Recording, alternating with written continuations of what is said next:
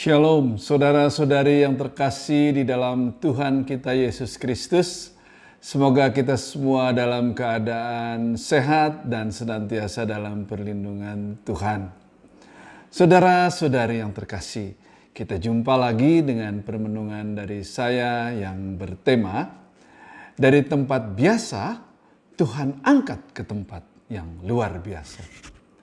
Sahabat-sahabat yang terkasih, ada sebuah kisah tentang Santo Andre Bassette, anak ke-8 dari 12 bersaudara dari keturunan Prancis di Quebec, Kanada. Andre menjadi yatim piatu pada usia 12 tahun. Di masa mudanya, ia bekerja di AS di berbagai pekerjaan, buruh tani, pembuat sepatu, tukang roti, tetapi gagal total dalam segala hal.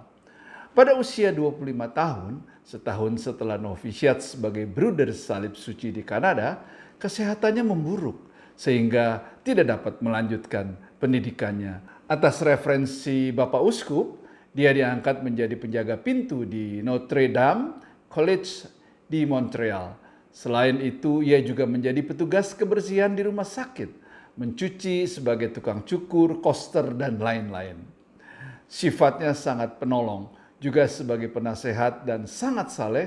Setiap malam dia berlutut dan berdoa di kamarnya.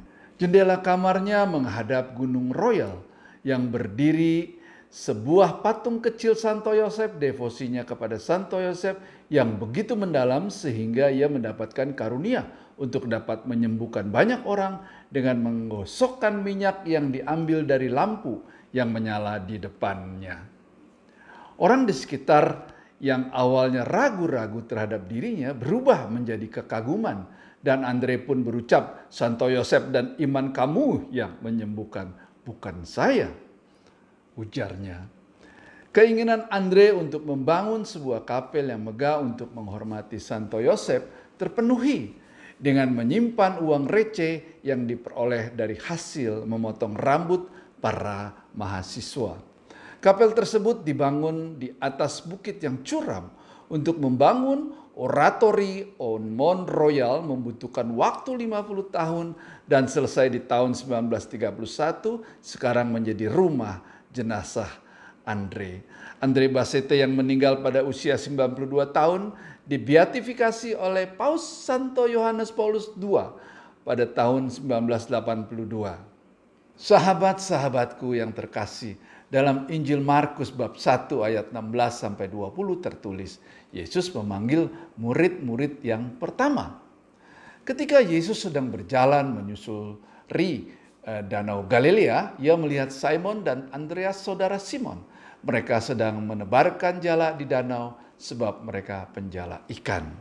Yesus berkata kepada mereka, "Mari, ikutlah aku dan kamu akan kujadikan penjala manusia." Lalu mereka pun segera meninggalkan jalanya dan mengikuti dia. Dan setelah Yesus meneruskan perjalanannya sedikit lagi, dilihatnya Yakobus anak Zebedeus dan Yohanes saudaranya sedang membereskan jala di dalam perahu. Yesus segera memanggil mereka dan mereka meninggalkan ayahnya Zebedeus di dalam perahu bersama orang-orang upahannya lalu mengikuti dia. Sahabat-sahabatku yang terkasih, kisah ini menceritakan ketika Yesus memanggil murid-muridnya untuk mengikutinya. Ada yang dipanggil ketika mereka sedang bekerja, dan ada orang-orang biasa Yesus memanggil untuk tugas yang luar biasa. Mereka dipanggil untuk mengikuti Yesus dan mendapat tugas membawa orang lain untuk mengikuti Yesus. Orang-orang yang dipilih Yesus tidak sempat mempersiapkan diri. Ia memang tidak memilih orang yang terampil atau terkenal. Bahkan mereka bukan orang yang religius. Sahabat-sahabatku yang terkasih, merefleksikan kisah Santo Andre Bassette, sosok yang bersahaja, yatim piatu dan buta huruf, dan kisah murid-murid Yesus yang berlatar belakang biasa-biasa saja dipakai Tuhan dengan luar biasa untuk pekerjaan yang sangat luar biasa. Jika Tuhan berkehendak, kita hanya bisa menghindar, akan tetapi kita tidak bisa mengelak untuk dipilih. Bagaimana dengan kita? Karena tidak semua orang mau memberi respon positif pada panggilan Yesus. Mengikuti Kristus berarti menjala orang.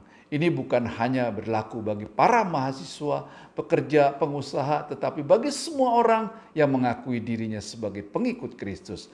Anda dan kita semua bersiap-siap untuk dipanggil melayani umat Tuhan di dunia dengan talenta yang berbeda-beda sesuai dengan yang kita miliki. Sahabat-sahabatku yang terkasih, akhirnya ketika Anda diundang untuk melayaninya, maka janganlah menolak, melainkan terimalah dengan ucapan syukur. Karena apapun bentuk pelayanannya, semua itu adalah anugerah dari Allah. Demikianlah sahabat-sahabatku yang terkasih, renungan dari saya. Semoga bisa menjadi berkat untuk kita semua. Sahabat-sahabatku, beberapa minggu ke depan kita akan menjalankan retret agung untuk merenungi peristiwa keselamatan kita yang dilakukan oleh Tuhan kita Yesus Kristus. Oleh karena itu kita patut mengucapkan selamat kepada sesama seiman untuk menjalankan masa prapaskah dengan bermati raga lewat pantang dan puasa. Kita jalani pekan suci dan nantikan Paskah yang sebentar lagi akan tiba dengan penuh ucapan syukur. Semoga damai dari Kristus selalu menyertai kita semua. Sampai jumpa pada renungan yang akan datang. Tuhan memberkati kita semua. Amin.